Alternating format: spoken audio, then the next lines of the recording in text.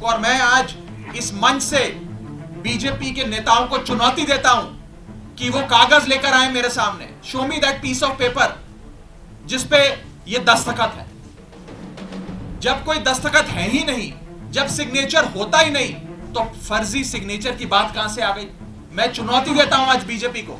आप तो इतनी बड़ी पार्टी है, इतनी शक्तिशाली, इतनी ताकतवर सरकार है आपकी, वो कागज दिखाओ मुझे जहां पर हस्ताक्षर है। चुनौती देता हूं मैं आपको। अगर आप कह रहे हैं मैंने कोई कागज जमा किया है जिसमें गलत तरीके से किसी के साइन किए गए हैं, तो वो कागज लेकर आओ। मैं आपको चुनौती देता हूं आज। साथियों, मैं आपको आगे बताना चाहूंगा कि बीजेपी के अज्ञान का, उनके इग्नोरेंस का तो मेरे पास कोई इलाज नहीं है, लेकिन प्रोसेस ये होता है कि जब भी कोई विवादित कंट्रोवर्शियल बिल सदन के भीतर आता है तो एक समिति गठन की एक प्रक्रिया बताई गई है कि अगर कोई मेंबर चाहे कि इस बिल पर मतदान ना हो, इस बिल पर और चर्चा हो और इस बिल में क्या चेंजेस किए जाएं वो बताए जाएं, उसके लिए एक समिति का गठन किया जाता है। उस समिति में कुछ नाम प्रस्तावित किए जाते हैं और जिस शख्स को उस समिति में नहीं रहना, वो अपना नाम विड्रॉ कर लेता है।